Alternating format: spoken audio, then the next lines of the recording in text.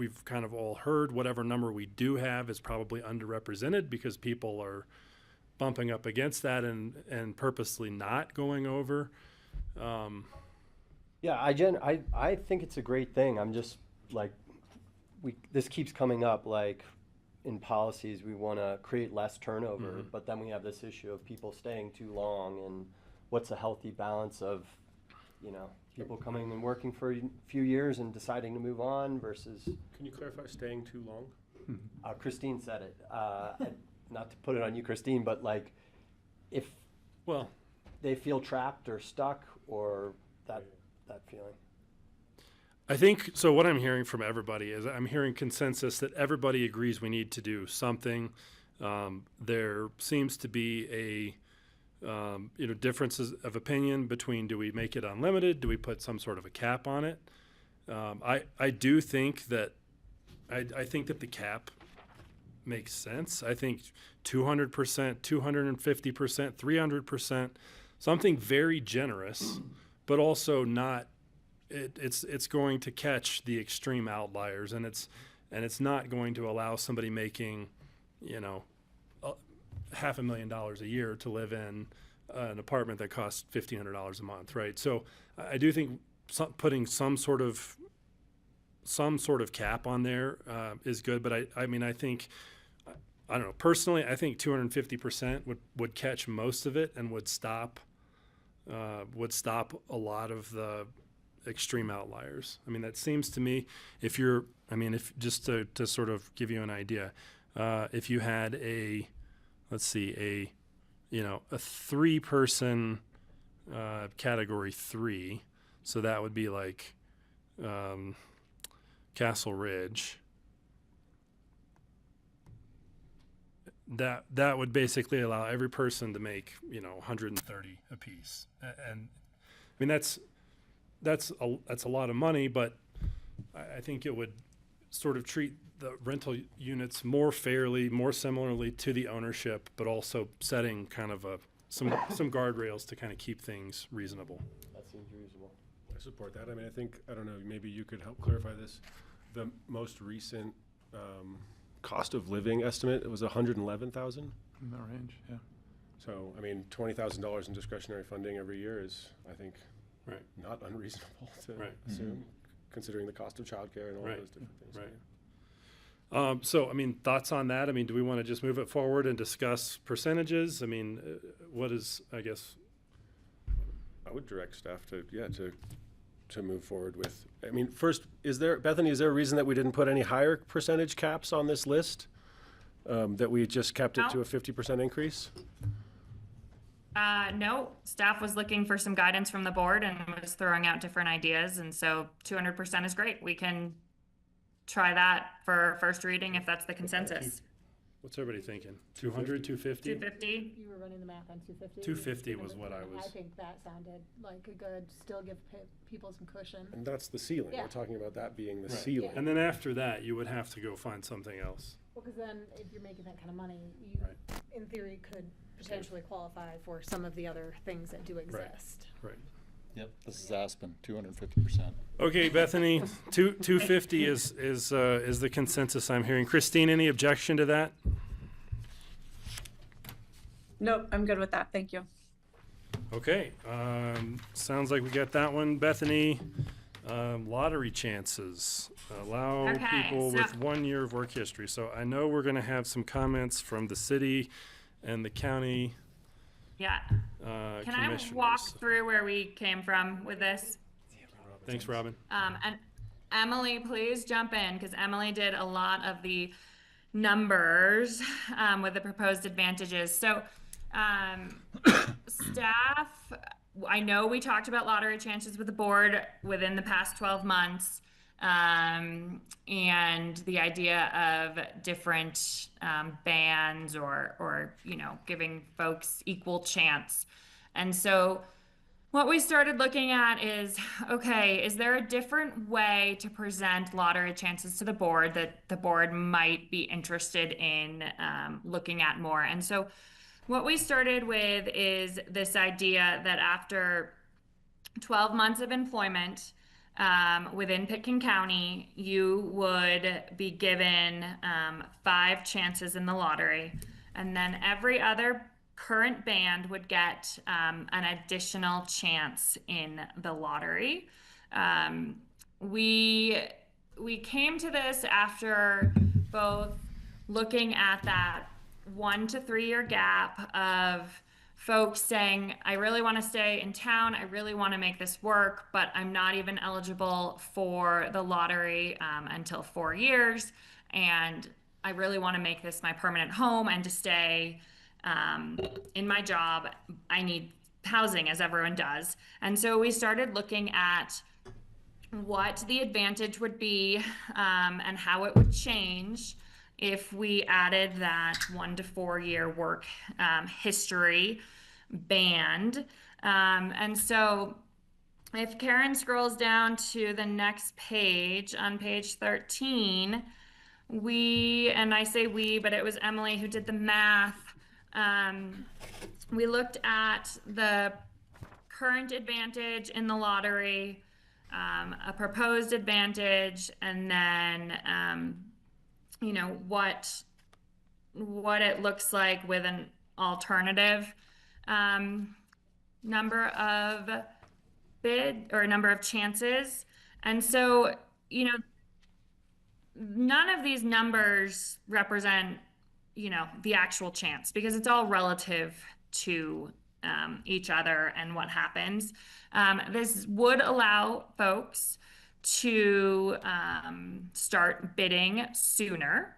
Snowmass allows after 12 months within Snowmass to start bidding with them in their properties. So this would, I suppose, be in alignment with them a little bit.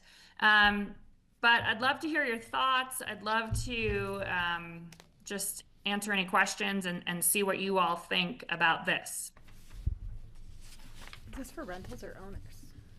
This is for owners. Okay, just making sure.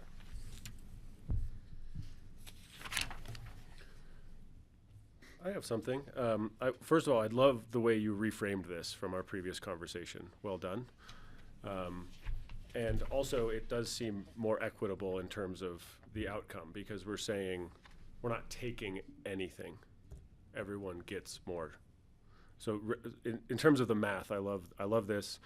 I also think it's a better message coming from the board, because the last thing that we want to do, that I think our sponsors, the city and the county, want to do, is send a message that we don't want you to commit your life and your energy to this community, or that you're not valued, or that your work here isn't appreciated. Programs like this exist because we truly appreciate the people who dedicate their lives to this community. And so this framing resonates a lot more with me. I like how you've added more chance at the early stages and then split out that statistical likelihood over the rest of them. So I really laud your efforts here.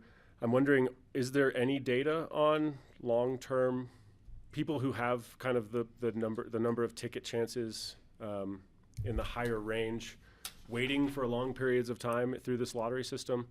I'm just wondering if there's any sort of data on, someone who has the 10 chances but has gone through the lottery 50 times and is still, living at.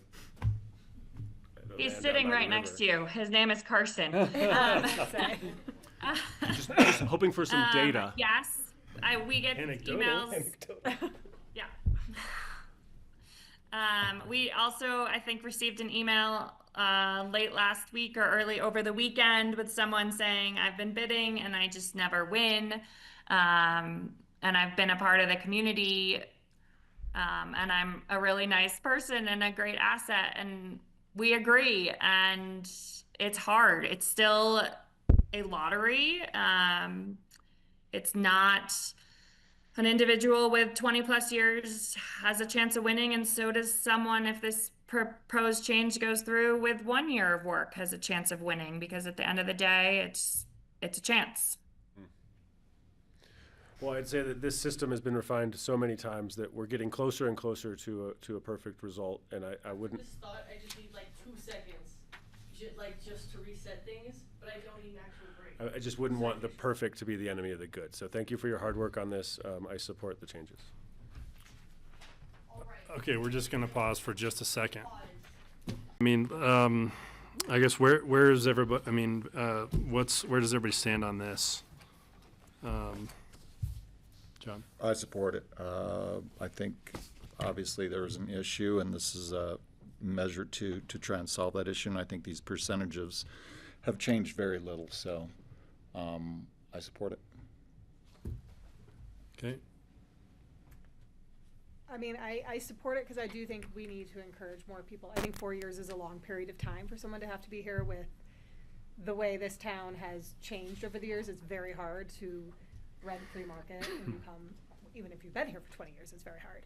So I think I like the idea because we do need, you know, employers need to be able to draw from a fresh pool of people too.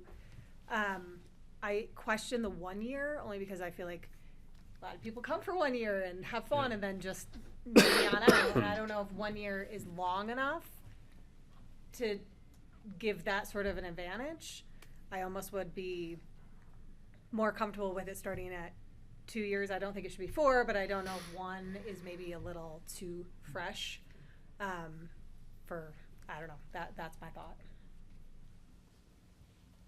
I have a tangent question we can come back to, which is, was the bid fee refundable towards the purchase price? No, it's an application fee, not a, Period. yeah. So if you brought it back as a fee that was refundable at success, wouldn't that generate the same, not penalty to apply, but someone wouldn't over apply, Maybe.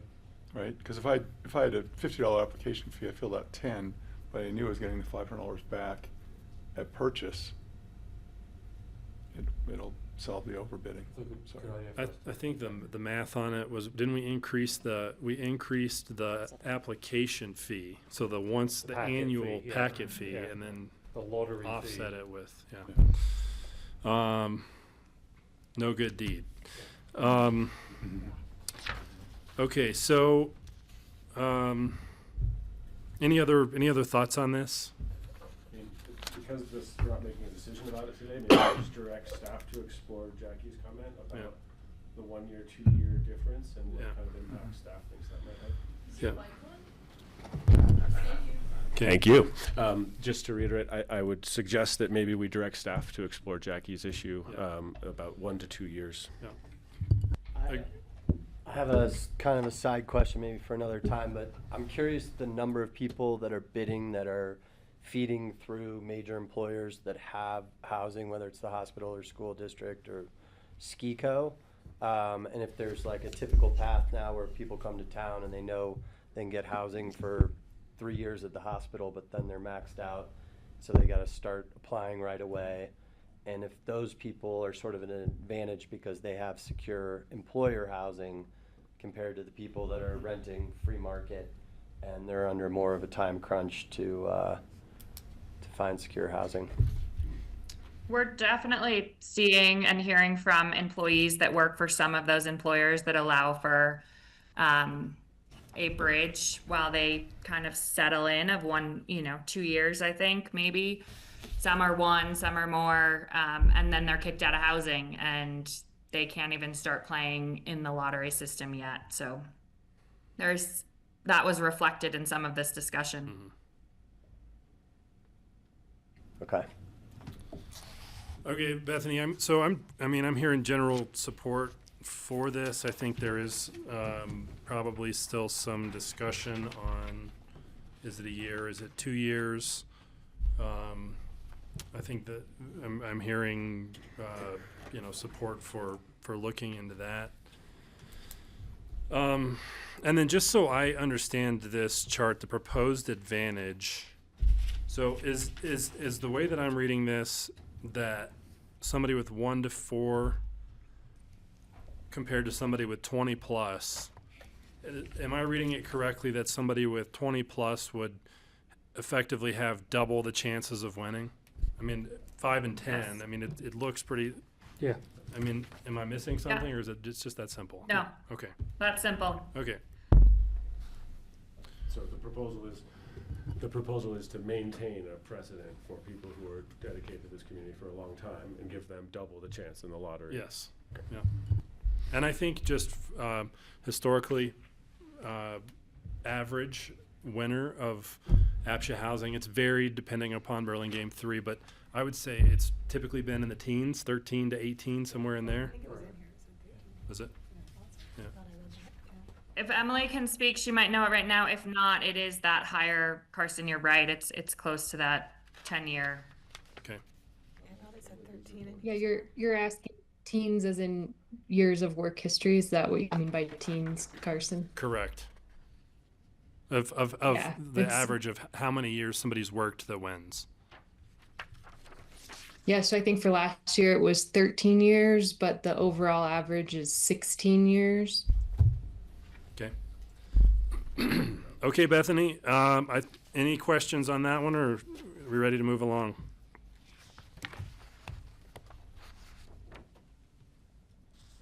Bethany, do you have any other questions for the board or things you'd like us to address? I don't think so. We'll do some work for between 1 to 2 and then bring it back for a first reading. And again, at the first reading, if we write 1 and you decide 2, that can easily be amended for a second reading. So we can put our heads together and look at the data. Great. So we'll move to ADA clarifications, clarifying priority for ADA APCHA managed rental units. And this is a really simple one. You'll see it for first reading if you're okay with it. Staff is just looking to clarify the current regulations to make it very clear that if there is an ADA unit available to rent, that priority goes to an ADA individual and then it goes to an emergency worker.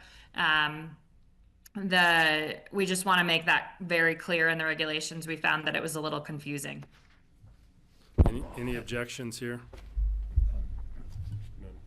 Okay, let's move on to priority for lumberyard units for an owner to transfer to a rental unit. It's just what Carson said. Staff is proposing that there is a priority for an owner who would like to sell their property to have a priority for a rental unit in the lumberyard. We could set aside 10 units, for example, in the lumberyard for this priority. That it might encourage some movement from ownership units to rental units. If the 10 units, if only 2 of those units go to priority, the remaining 8 go back into the general lumberyard rental pool. Does the board have any questions or any interest in this? And Bethany, we did something similar in Burlingame 3, but was it downsize that we gave priority to? Right sizing, yeah. Or Correct. right size? And how many takers did we have on that? 1, maybe 2. 1 or 2? Okay. Any objections to this policy or just comments? Scott? Go ahead. My only question would be, I don't know if this is a question for Chris or for a question for Gorman or who I should ask, but what the finances would look like for that rental property? Because I know that a lot of the people who are trying to get out of ownership units, this is a financial concern. And so if we could find some more clarity on what that trade-off looks like in terms of dollars and cents, we might be able to incentivize better turnover. That is a Chris question. I certainly can't answer that. And he might not even have the numbers yet.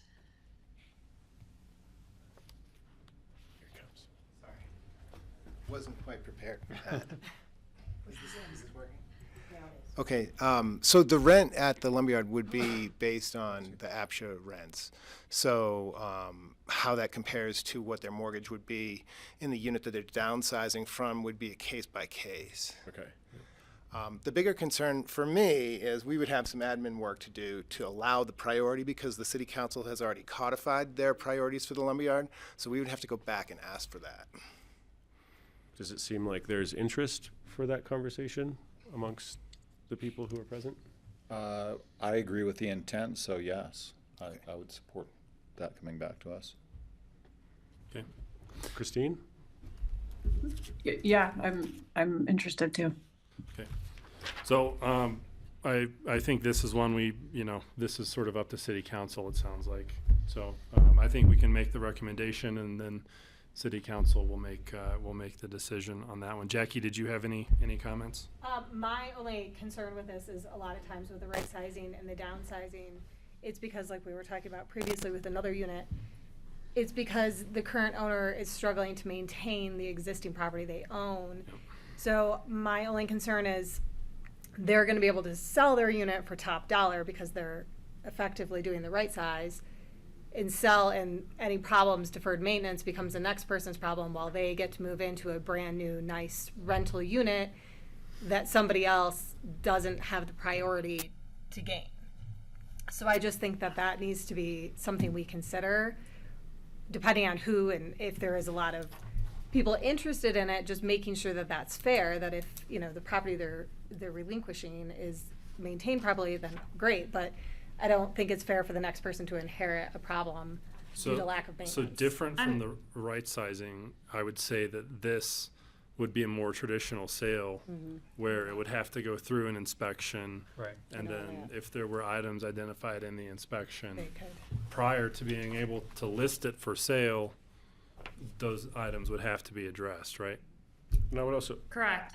bring up that And- we've already dedicated some funds to address some of these issues The grant. preemptively, and included them as part of our retrofit program. And so, great point.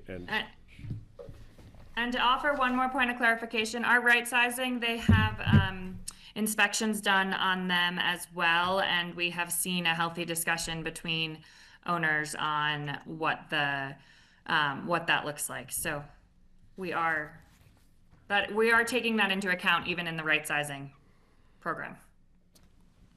Great.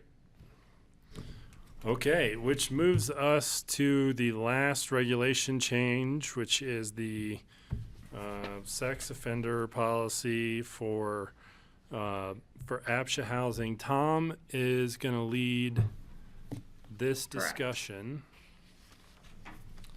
Hey, Tom. Hi, good evening, everyone. I'll give you the conclusion first. The good news is you have a lot of discretion in this area to do what you think is appropriate. That's also the bad news. Because there are difficult policy questions involved in making a determination about how far you want to go with adding what would amount to another layer of complexity to the program. And I won't address the administrative side of this. Bethany and I have discussed that she can handle that. I'll just deal with the legal/structural aspects of this. So for background, we did some research on HUD regulations, which of course only apply where there's a federal connection to an affordable housing program like Section 8, rental voucher payments, or low-income housing tax credit. So in our case, their rules only apply to some of our rental projects.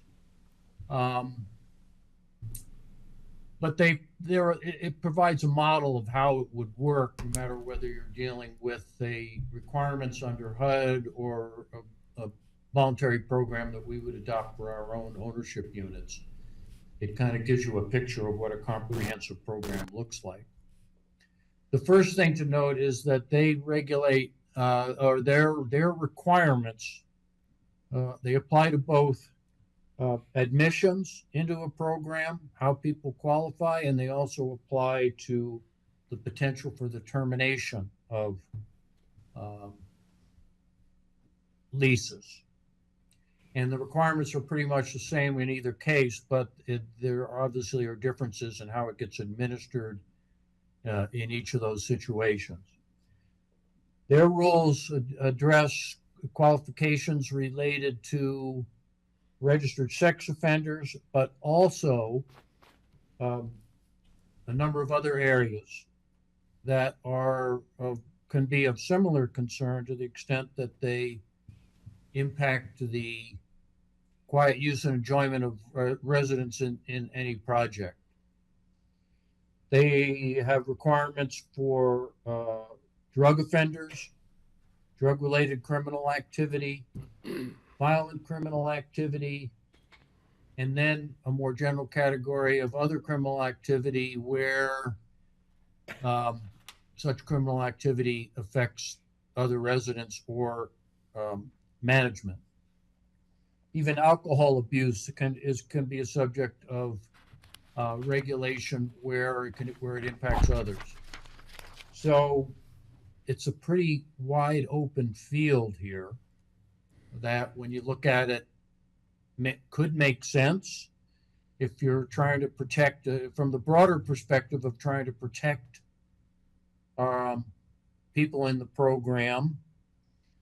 You can understand that limiting the concern to registered sex offenders is only a part of what might affect other residents. Certainly, at the very least, other violent criminal activity, a history of other violent criminal activity other than that covered by being a registered sex offender could be significant, as well as drug use or drug-related criminal activity. So the bottom line is you can decide to give us direction to put in place rules applicable to both tenants and owners, or either one, not the other. And we can do that. We can, the HUD rules provide guidance or enough of a model that I could put together a set of rules that would work for all or none of those categories of concern. Now, as I mentioned, it would involve a determination of whether you apply it to admissions only, or also to termination, which means it comes into play in requalification. In either case, you're going to have another layer of bureaucracy here. You're going to have to require reporting by applicants and reporting by owners and or tenants who are requalifying. You're going to have some sort of program for getting criminal records. The Colorado Bureau of Investigation is a easy source of information for those who are have been in or are in the judicial system in Colorado, but that doesn't cover what may have happened or in the past in some other state. So that's a bit of a complication as well. It would be another subject to be addressed, as I said, in both applications and in requalification, which means an expense of some kind that I'll let Bethany address, either imposed on applicants or absorbed by APCHA as part of the process. If you do this, you're going to have to you have to provide due process, because people are entitled to challenge determinations that they're not qualified for any of these reasons related to criminal activity, either based on some claim that there was discrimination of some kind, or that the records are inaccurate, or that they're rehabilitated, or whatever. But you're going to have an opportunity for administrative hearings, and then of course they can go to court. Now we know, or at least we think we know, that this isn't a huge problem in our program right now. We don't deal with criminal activity as a problem on a regular basis, whether it's registered sex offenders or others. But you can't really deal with it effectively on an ad hoc basis. Legally, you have to have something in your program, in your regulations, to give you a handle to open the door for any individual, and those rules have to apply across the board. So that's why we we need to think about it as programmatic, even though it may not be, these may not be the kinds of problems that come up very often in the future. But if you're gonna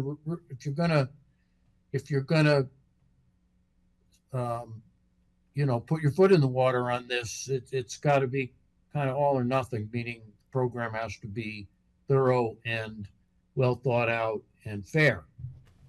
So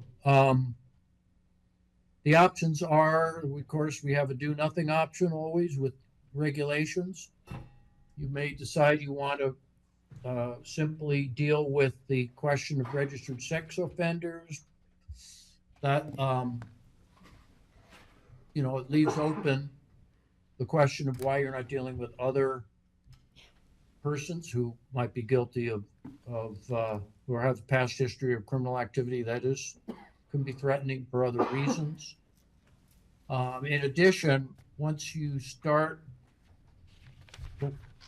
open it up to reporting and research on registered sex offenders, you're basically looking at the same information for anybody else who's in the judicial system. In other words, if you go to the reports of criminal activity on a particular individual, finding out disposition of adjudicated cases and sentencing and all that, you're looking at the same information, whether you're doing it to focus on sex offender registration or for any other purpose. It's all going to be all the information is going to be in the same place. So that's a broad overview. As I say, we can put together the rules. The question is, what do you want to do? What do you really want to, is this an area that you want to regulate in whole or in part? What are the reasons for it? What are the reasons not to?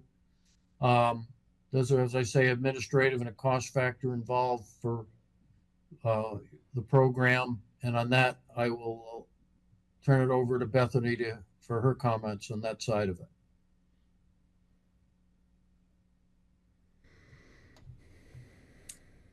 I think Tom and I spoke today, and I think staff is looking, as part of your discussion, some guidance from the perspective of APCHA often hears that our program is incredibly overcomplicated, and we've been working really hard over the past few years to try to simplify and streamline. And so the idea of adding these extra steps either every year or every so often on the whole household, including likely children or minors, I should say, adds a additional level.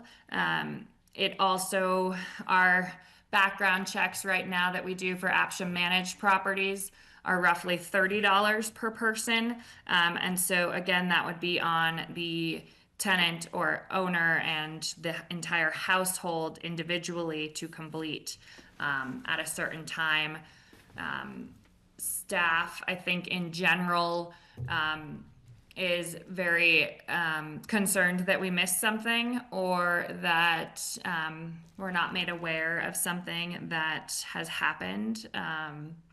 It's a lot of procedural steps. I'm not saying it's not warranted or needed. I think it's just something to think about as you all go through this as to, what does happen if staff misses something or is not made aware of something, and what happens if you put this requirement on owners for their whole household and it's not done every 2 years. Are we doing notice of violations and going down a forced sale path? And so I think it's just important to keep those administrative thoughts as you continue your discussion. But I'm happy to answer any questions related to the administrative side of it as you go.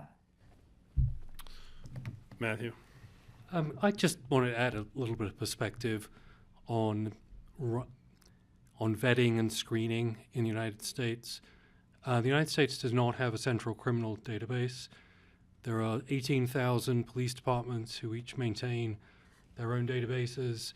75% of those police departments have fewer than 25 employees. So it's a very disjointed system. Even if you go to the Colorado Bureau of Investigation website on Colorado Convicted Sex Offender Search, it tells you right there, this website does not list all convicted sex offenders in Colorado. The CBI does not post information on 1, sex offenders only convicted of misdemeanor sex offenses, 2, juveniles adjudicated for sex crimes. And then there's many, many disclaimers on the veracity of the information, including that the only real way to do it is to have a fingerprint identification. So Tom's right. We would need a very robust mechanism for people to appeal our decision. I don't think the information we'd have is, I was about to say particularly reliable. That's probably exaggerating, 100% reliable. And I have experience. I ran the State Department's Office of Vetting and Screening for 3 years, and it's really hard, particularly continuous vetting. You get a snapshot in time at any one point. You have to take that information in its context, which is not always clear, and the United States criminal database system is very disjointed and very difficult to assess correctly. So, you know, if the board wishes us to explore this further, we certainly can, but it's not as simple as running everybody's name through a database and getting a yes/no. It's much more complicated from that, and you'd be and staff would have to take that into account. So, you know, if that's absolutely the board's decision, and we can come back with some options, but it's a much more complicated situation than it may appear at first. Thank you. Scott. I'm just looking through the regulations here, in Section 6 or Part 6, Section 4 about ineligibility.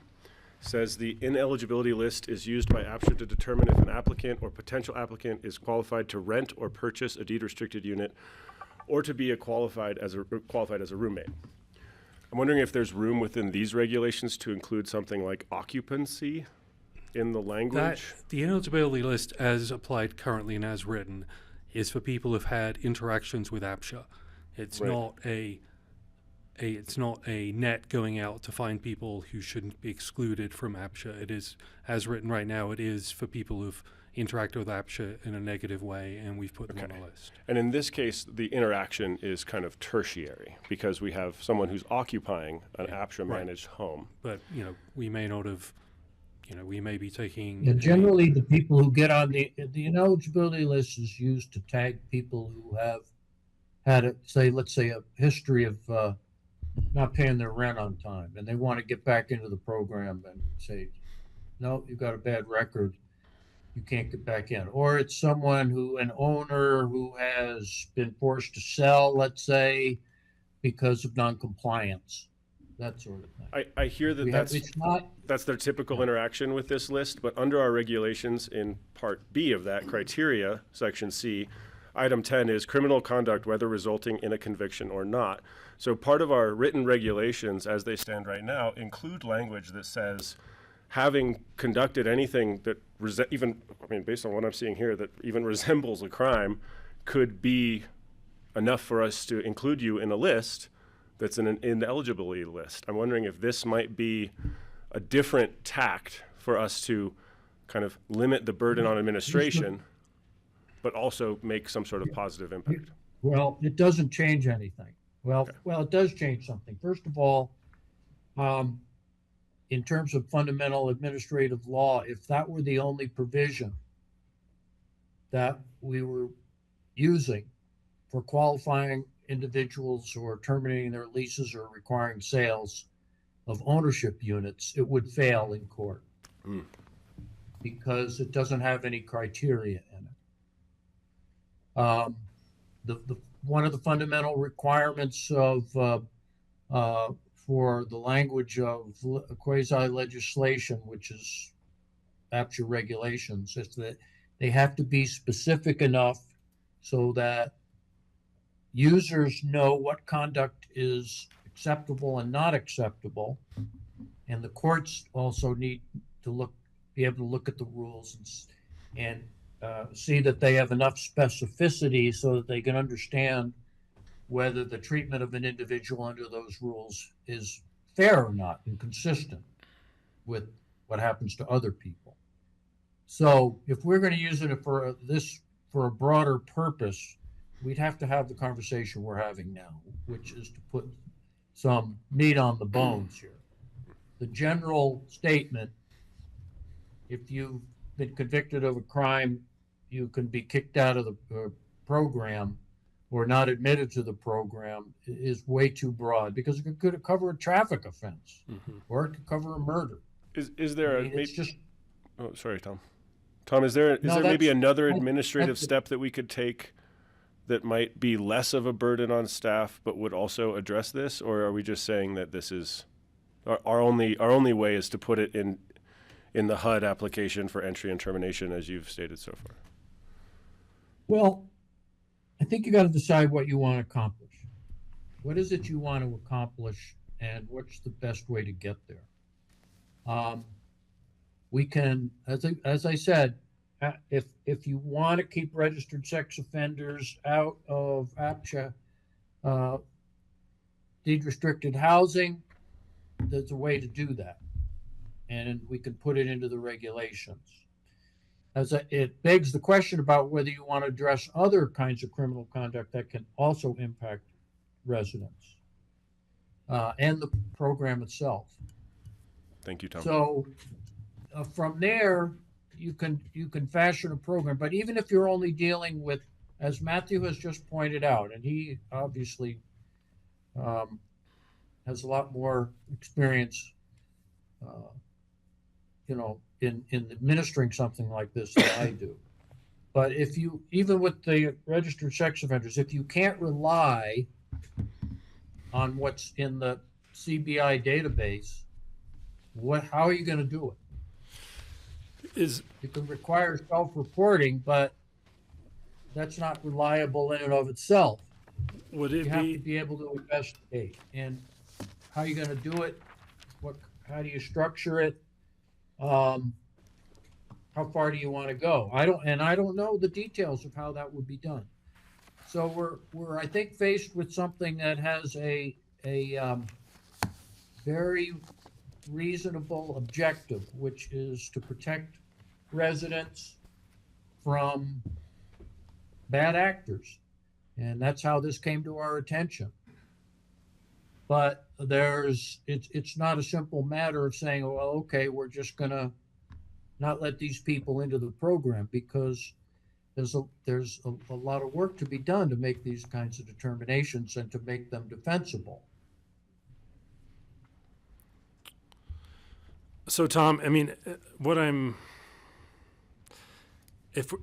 from an administrative standpoint, I mean, the cost to verify every occupant within the system, to potentially need fingerprints to make sure you're getting an accurate investigation or background check. I'm thinking unintended consequences of somebody who had a crime that they committed 40 years ago. Question. So I guess the question for the board is, number one, is this something we even want to consider? Number two, if we do, is this just the registered sex offender, or is this, as Tom said, are we expanding this into broader categories? I guess those are sort of, in my mind at this point, the two kind of questions I think that we need to address. The one question that I had for Tom, just in the interest of trying to keep this from becoming an administrative nightmare, if this were just looking at registered sex offenders, would it be possible just to add a question to the biennial affidavit? Is anyone in your house or residence a registered sex offender, yes or no? and then sort of just rely on the affidavit. And then if we find that someone lied on the affidavit, then you go down the notice of investigation enforcement path. I mean, is that possible? Is that feasible? Tom?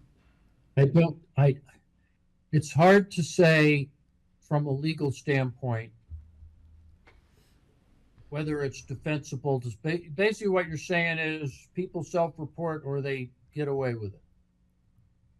And I guess legally, I don't know. I have to say, I don't know if that's would be okay or not, but I have to tell you that I don't think it would fly very well with the public because, or as a practical matter in the program, because if you say, well, we just rely on what these people tell us and then we go away and does it pass the test of responsibility and if it's something you care about? I guess that's my question. Well, I mean, is it a responsible way to address the problem? I mean, we rely on work. Well, I guess no, we don't. We require we require documentation. We used to require just on the affidavit. Now we require documentation. We do require people to report the true facts to us, no question. Right. But then we follow up. I mean, in enforcement generally, we tell people you got to document compliance, but we don't just rely on what they tell us. We check into it. And so it would be consistent here that we not rely exclusively on what people tell us, that we conduct some kind of investigation. We can add disclaimers about the fact that we can make mistakes to, if we don't want to, turn the program into, like you say, some sort of huge bureaucratic nightmare and just have some sort of description of what we're going to do to make best efforts to follow up on this. And Matthew, based on what you've said, you may have some ideas about how to, put a fence around this, so to speak, but we'd have to look into that. I think we all don't want sex offenders in the APCHA program. I think, I like your idea, Carson. I think the biggest thing is if someone is discovered to be a sex offender, getting them out of the program, and if there's enough teeth in the regulations to enforce that and just make it not even an issue. Is that the case right now, Tom, that if this comes up, we're able to deal with it swiftly? Well, we just had a case and it took a while. APCHA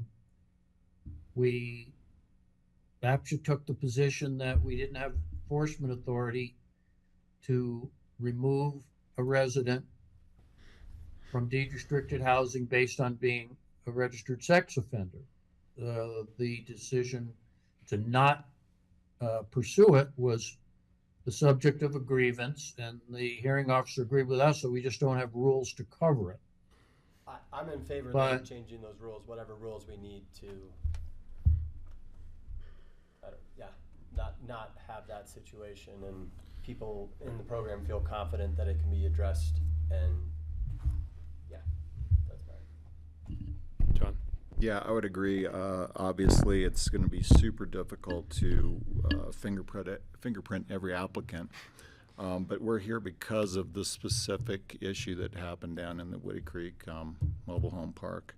And so I think that if this comes up in the future with a different crime, we can look at that. But for right now, I think we should come up with something to address this particular issue, which is sex offenders in APCHA. And just to add another layer of background for maybe some of us who are new to the conversation, and correct me when and if I'm wrong, this isn't an applicant. This isn't someone who's interacted with APCHA. This isn't someone who's gone through the system or qualified or submitted an affidavit or is required to do any of that paperwork. This is a family member of someone who's interacted APCHA. And so that adds another level of complexity here in terms of what we can Well, enforce. it's gonna have to, I discussed this with Bethany, whatever we put into place, there's gotta be consistency. What we would say is it would apply to all members of the household. Second, if we would have to be consistent and apply it to both applicants and residents. In other words, whether you're trying to get in the system or already in it. Yes. These are requirements you gotta meet. For example, as it stands now, all of the qualification requirements that people have to meet when they apply also apply when you need to requalify or when there's a compliance investigation. So we have to be consistent with that. I have a question. So if we do add this, will it apply to this specific situation, or it will? Okay, because I'm like, or is it going to be retroactive? Are we going to be able to handle the situation? So that's brought it would forward? apply to everyone that is on the current deed restriction, right? That says as amended the regulations as amended from time to time, right? So it wouldn't necessarily apply to people who are on older deed restrictions that don't reference the current deed restriction. We don't have any ability to change those specific. In this particular Okay. house is a different deed restriction, I believe. Different deed restriction. Right, so would it apply? this is an important subject. Certainly the new rules would apply prospectively. And then the issue comes up, well, what can you do about somebody who's already in the program? And that's an issue we're just gonna have to deal with. There is, as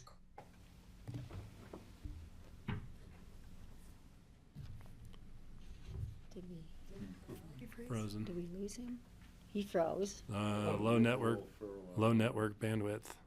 I mean, I think we have enough guidance from the board to. Yeah, sorry, do Tom. some more work. I think the internet here was cutting out. So, yeah, I've had some cutting out too. okay. We have that provision in our current deed restrictions that the regulations as amended from time to time apply. We haven't been challenged on that so far. As to procedural requirements and things like that, and as to future buyers or residents, that's not an issue. Right. The issue could come up if it involves the interference with what are deemed contract rights that are grandfathered. So it's a gray area as to how far we can go. It would be a gray area as to how far we would go with existing residents in applying this. Tenancies, I'm not worried about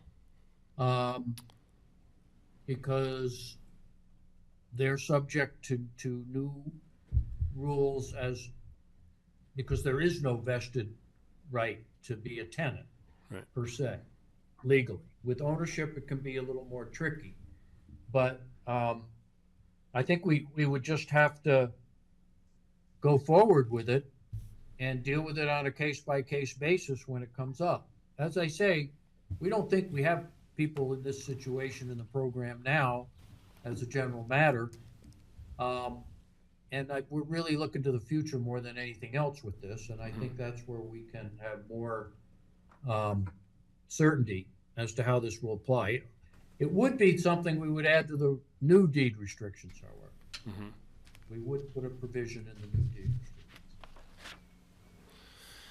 So, I mean, I think I'll just sort of sum it up. I think I'm hearing consensus from the board that everyone is interested in moving forward just with the sex offender prohibition, and also from an administrative standpoint, keeping it as simple as possible, and maybe we have just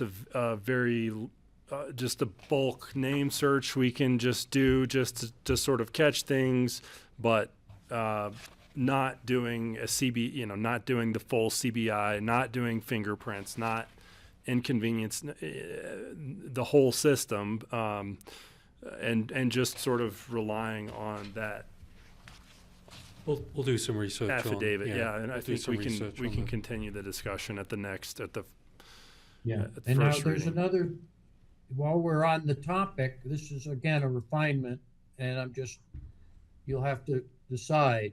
There are 3 tiers of Right. registered sex offenders.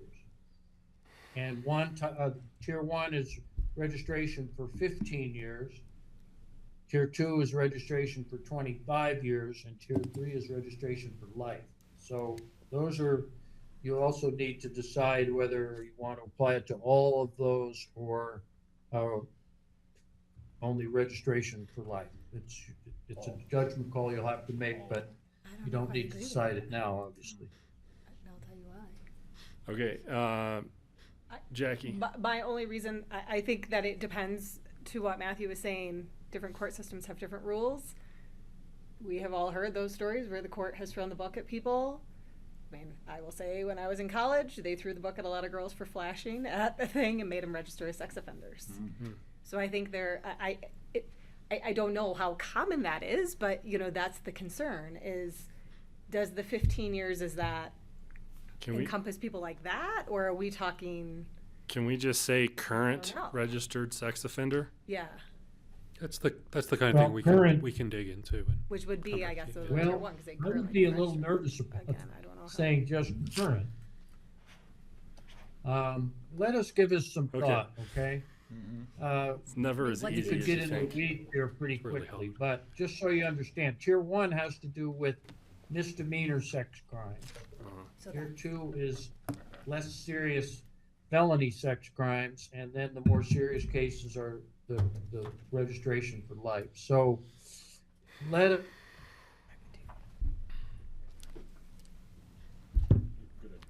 We lost him again. Okay. I would say felony. Yeah, felony seems. That's, yeah. You always have to say if you were convicted felon. So. Exactly. That would be my. Okay, Tom, I think you might be back. So, I am back. I think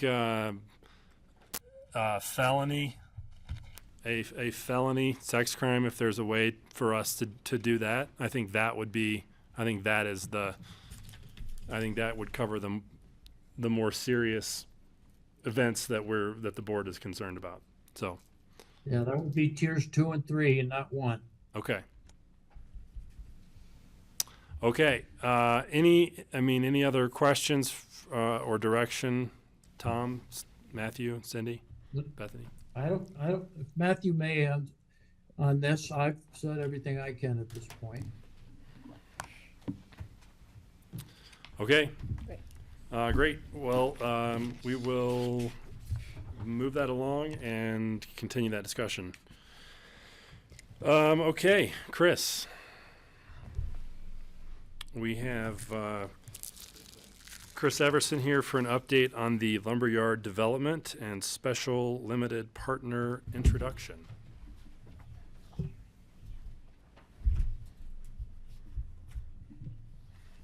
want to share something on your screen? Yeah. Yes.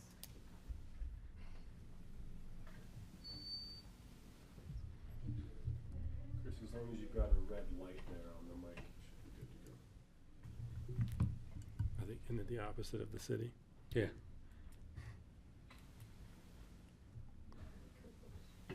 Thank you.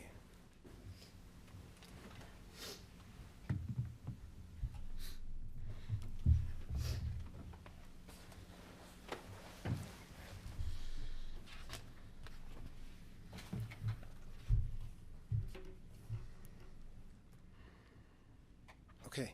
Thank you, members of the board and staff. My name is Chris Everson. I'm with the City of Aspen. I'm working on the lumberyard development, the lumberyard affordable housing development for the City of Aspen.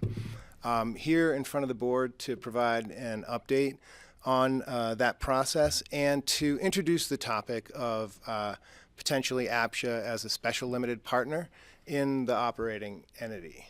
But first, I've been leading off presentations lately with this slide, which I think that when it comes up, Sorry to interrupt. This is Tom, if you can hear me. The audio is cutting in and out for the people who are on Zoom, just so you know. Thanks, Tom. It's this computer, because I'm getting it on mine. It's this computer.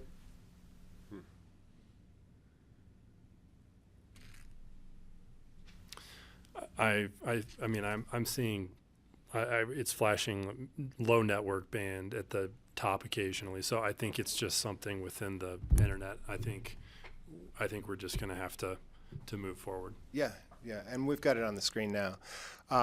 But in this chart, this is a new study. It's been done regionally. The city and the county worked on this together. So these are sort of our new, most updated numbers related to the affordable housing crisis. The existing shortage in Pitkin County of 1,400 units, plus the projected need, total of 2,500 or so units. I just want to mention that we're really behind on this because of the fact that this counts the lumberyard as completed. Okay, so we're trying to catch up to this chart by getting this project implemented. So the crisis moves on, the crisis gets worse, and we're trying to get this project done and then figure out what's next and next and next. So just to let you folks know where we stand on that. And as far as the lumberyard project, the city has hired a private developer, Gorman and Company. They do plan to implement the lumberyard sort of all at one time. It'll be done in two phases. There'll be a closing. We're planning a closing, the first of two closings this April, and then the second of two closings will be 2027, April or May. And so it'll be one phase right after the next, with completion of the first phase scheduled for 2028, and the second phase scheduled for late 28 and into 29. So there'll be a staggered lease up. It'll be fast, but at least it'll be staggered.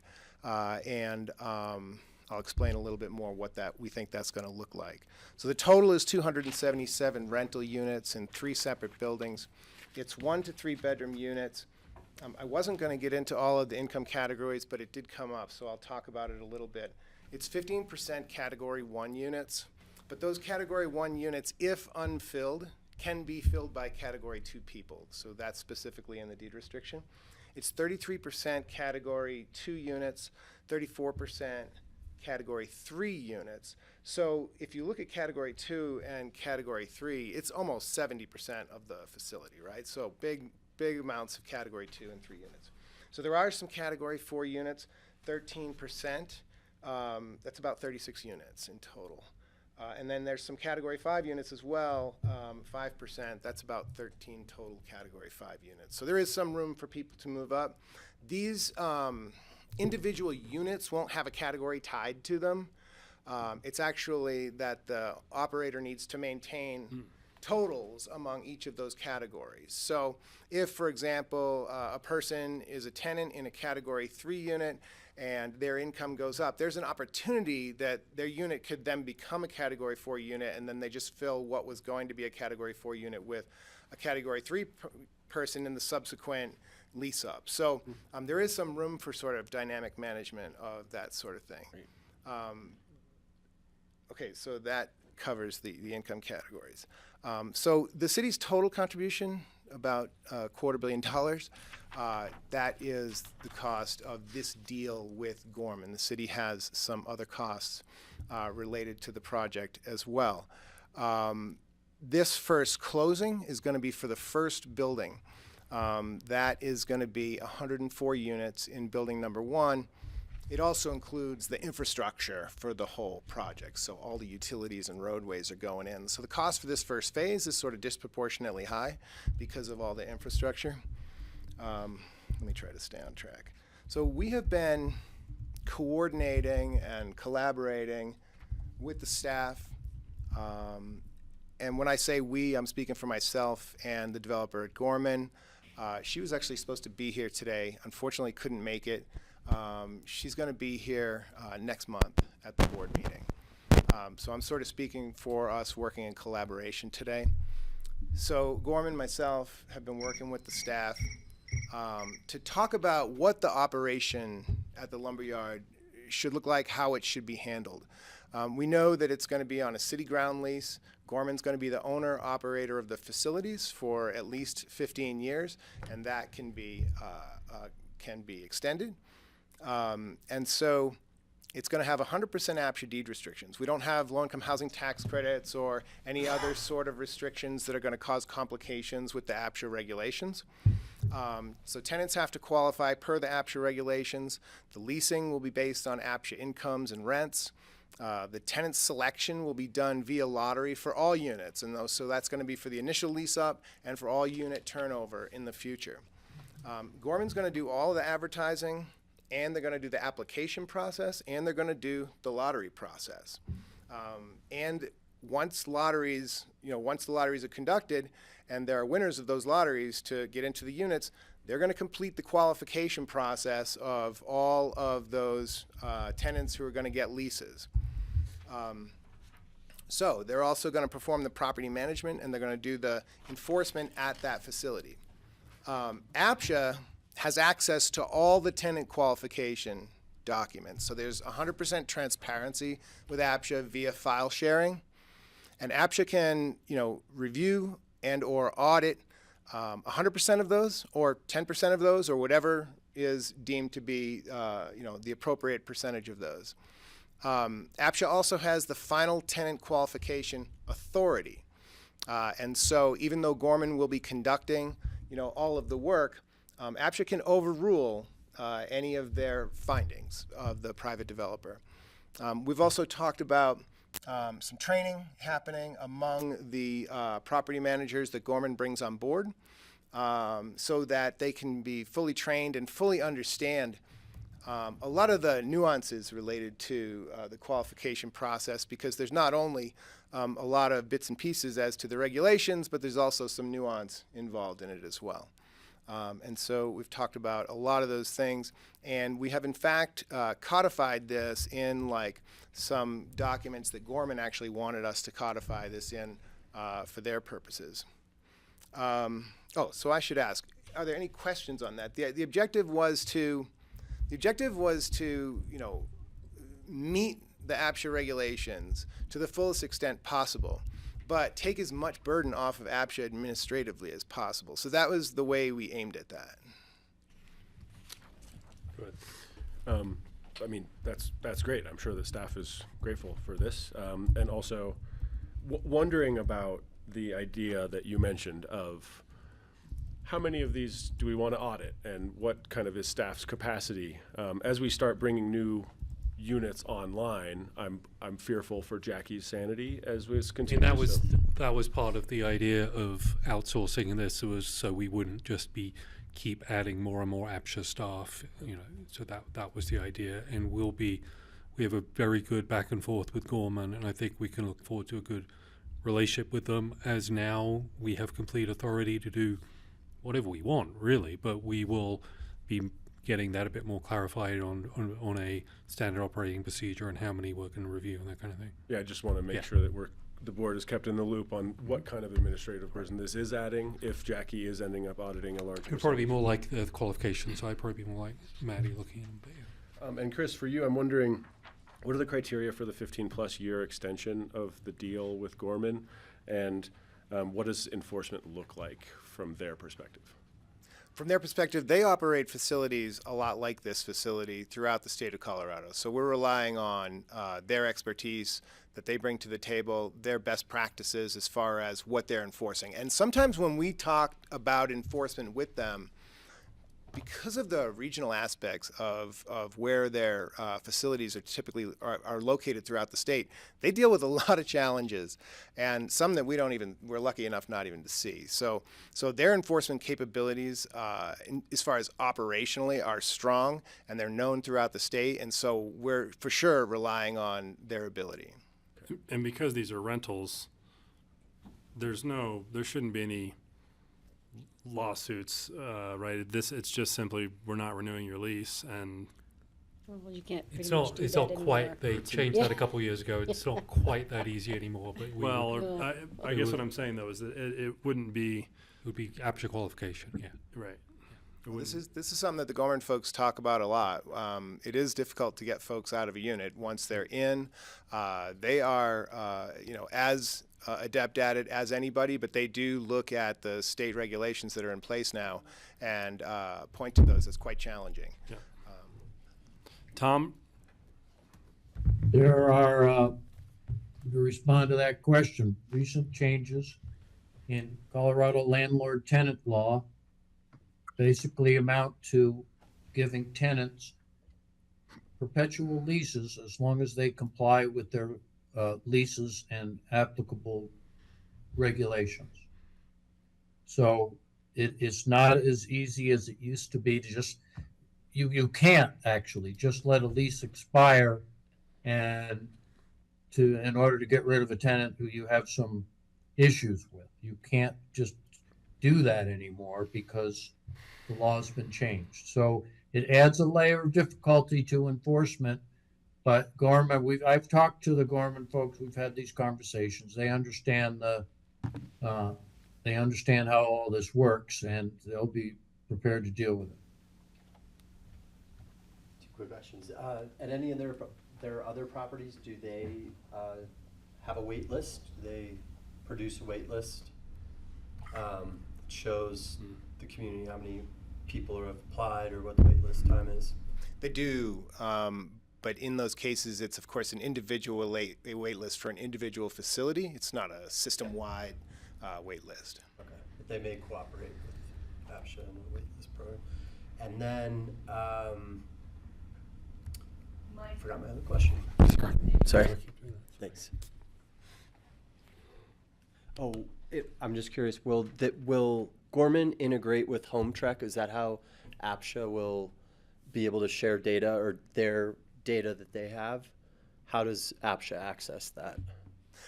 Gorman will have their own website, and they can also just work administratively with the staff to put the information on the APCHA website. Okay. Good. Okay, so again, this is sort of me acting on behalf of the city as well as today on behalf of the developer at Gorman. The city is requesting APCHA to be a special limited partner, and I'll explain a little bit about what that means. It's a commonly used arrangement. Housing authorities in the state of Colorado have some unique powers, and one of those unique powers is that as a part owner of a facility, that facility can be eligible for certain tax exemptions. So APCHA is a special limited partner at numerous existing city rental facilities and at some other rental facilities. As you know, deed restricted rents do limit operating income and have an effect on net proceeds. And so that makes it difficult to take a larger mortgage. With the tax exemption, we can take advantage of lower costs and have a higher mortgage. And so that tax savings is a benefit to the program as a whole, and of course as the lumberyard. The developer will need to set up an operating entity for each building. So the first building will be its own operating entity, the second and the third. So it'll be like Lumberyard Apartments 1, Lumberyard Apartments 2, Lumberyard Apartments 3. So we're making the ask today for Lumberyard Apartments 1 with APCHA as a 0.01% special limited partnership owner. It's a non-operating ownership piece. There are no liabilities, no duties that you'll need to enforce other than cooperating with the tax exemption. There's no cash proceeds. I should be careful with when I say no liability. Tom has helped us work on the special limited partnership agreement, which we would love to present to you on March 18th with a resolution for adoption. And so we want to vet out whatever questions you might have today. But thus far, Tom has been very clear that it's probably more than likely not zero liability, but there is an operating entity that is largely taking on that liability. Tom, do you need to make any clarifications on that?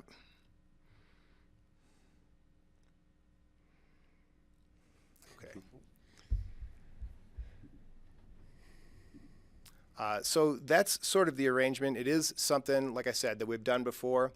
You know, sometimes it's considered a no-brainer, but I know that you folks want to I'm consider. sorry, Chris, I forgot to unmute.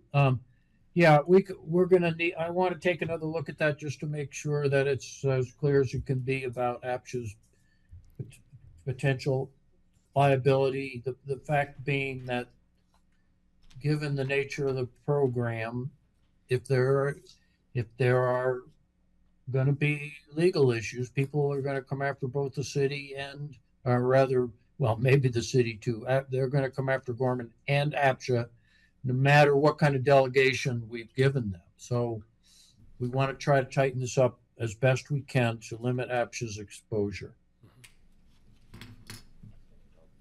Thanks. And I think we have it, but I want to double check it in the agreement. Thanks, Tom. So right now, Gorman is working with the city's attorneys, working with Tom, bringing their own attorneys, preparing for a closing for this first phase to occur in April. So we are getting close to having all of the documents ready. We're going to be in front of Aspen City Council on March 7th to talk about what the closing package looks like, including the final budget, because Gorman's working on their final budget still.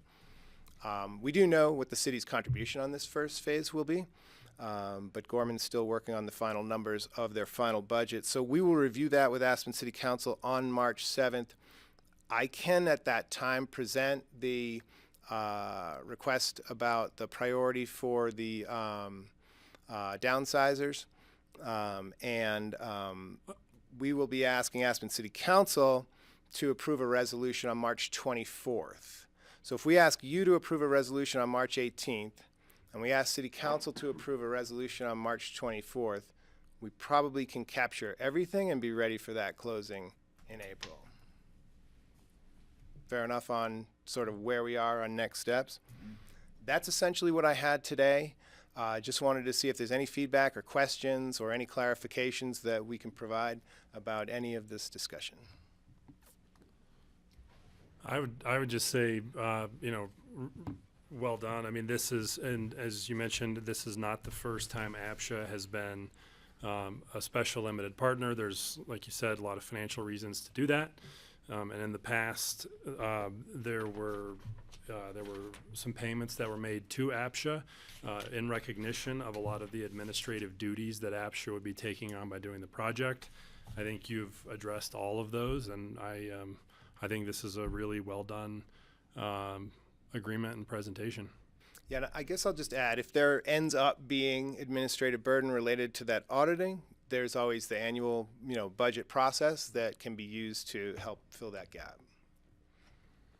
John. And I just want to be clear, so April, after the closing, that's when construction actually starts above ground.